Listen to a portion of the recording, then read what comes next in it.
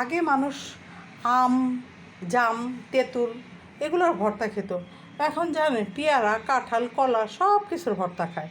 তাই আমিও আজকে পেয়ারার ভর্তা বানাবো, কারণ অনেকগুলো পেয়ারা রয়েছে। আর পেয়ারা যদি মিষ্টি না হয় তাহলে খাইতে ভালো লাগে না।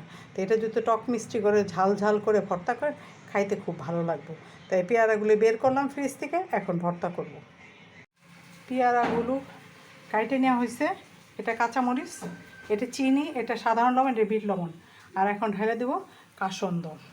তারপর ভালো করে চটকাবো। ঝাল নুনের চটটা, তার নামে কিন্তু ভর্তা। এখন ভালো করে চটকাবো, তারপর ভর্তা রেডি করবো। ভর্তাটা ভালো করে চটকাইতে হবে, তেঁতুল দিয়ে, কাঁচামরিচ দিয়ে, লবণ দিয়ে। ভাই রে ভাই, একটু খায় দেখি, অনেক মজা হয়েছে, একদম সেই। পেয়ারা যদি ভালো না লাগে এভাবে বাসায় বানায় খাবেন, খুব ভালো লাগবে।